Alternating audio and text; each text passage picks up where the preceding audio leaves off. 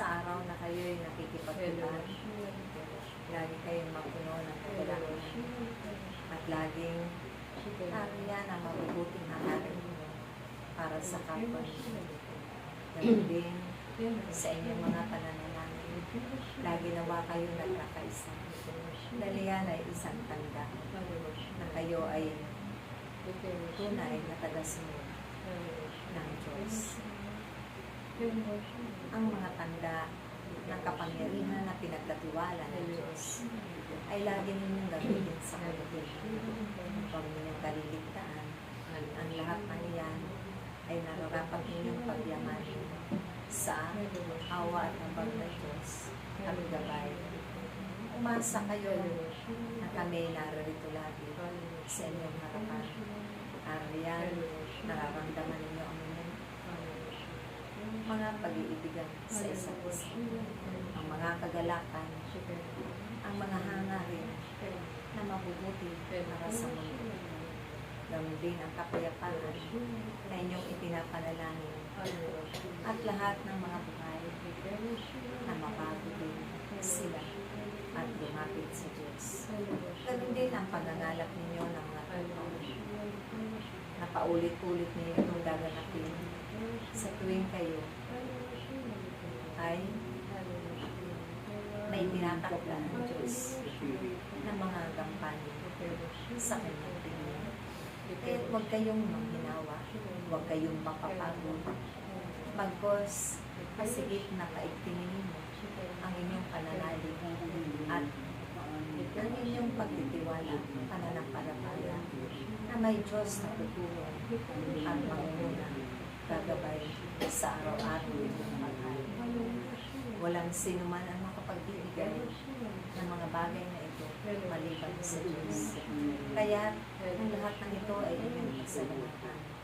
Isang karangalan ng inyong buhay na kayo man ay pinili sa karangalan.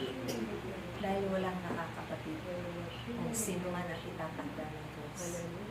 Ang Diyos ay lagi at patuloy pa rin bibirang na mga manggagawa sa kanyang kabasan. Dahil marami aanihin, subalit ilan lang ang mga tagapaghahanap. Kaya't pagyamanin ninyo at pahalagaan ang inyong mga kaloob. At ito'y pakaiingatan ninyo sa inyong mga puso upang hindi ito maagal ng kalaban. Magpakapuno kayo lagi ng panalangin. Ang pagtaboy ng mga salot ay lagi ninyo itong bigatin sa araw-araw ng inyong mga dahil hindi nyo pa batiin ang mga paparating na magaganap at ang mga pahihintulutan ng Diyos na mga salunan. Dahil ang lahat ng ito ay nakatakda. Subalit kung kayo'y nagkakaisa sa pananalangin, sa paghingi ng awat at tunay at may katiyakan na hindi ito magaganap at mararanasan ninyong lahat sa inyong bayan, sa inyong bansa. Patuloy lamang ninyong ipanalangin ang bawat bansa, higit ang inyong bansa, sa mga nagaganap. Dahil ang lahat ng ito ay may katapusan. Lahat ng ito ay tutulungan ng Diyos. Kahit huwag kayong matatakot, mangangamba at mag-aalala. Panaligan ninyo at pagtiwalaan lang. Pananampalatayaan lamang ninyo ang Diyos na tumawag sa inyo. Ako ang inyong Panginoon Yesu Cristo.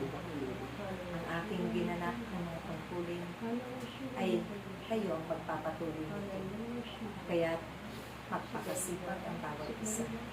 Lakipan ninyo ang inyong mga pagganap, ang kagalakan at pagtulong, pababaan ng kalooban upang masigit na makarangalan ang Diyos. Walang sino man talaga ang masigit sa kanyang tulong. Kung kaya tatandaan ninyo na kayo ay mga mag-aaral ng Diyos. Kaya nararapat lamang na mag-aral kayo sa salita at kailanman hindi kayo matitig. Ang katagumpayan ay laging sa inyo tulad ng aking nakamtan. Yan ang inyong hangarin katagumpayan ng inyong mga tungkol, ang katagumpayan ng inyong mga kamay. Kayong lahat ay aking iniibig. Kayong lahat ay tunay na mahalaga sa Diyos. Kaya pahalagahan ang inyong bawat kapwa, ang inyong mga kapatid. Ganun din. Ipanalangin ninyo ang mga namamahal sa bawat bansa. Dahil kung sila man ay mabago, isang karangalan nila ng Diyos ay inyong pinapakula. Kayo ay makikilala sa buong sanlibutan bilang daluyan ng mga biyaya at pagpapala ng inyong Papa. Kaya sa pananalangin ninyo ay huwag ninyong kakaligtaan na kayong lahat ay itinakda ng Diyos sa Kanya.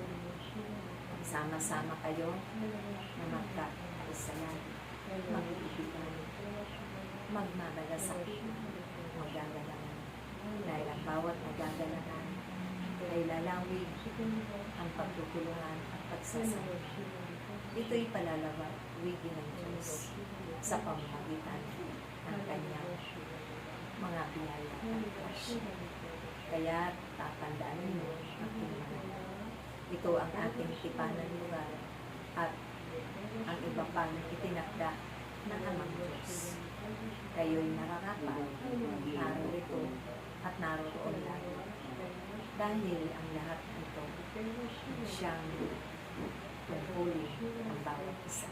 Sa ngalan ng Ama, ng Anak, at ng Espiritu Santo. Praise God.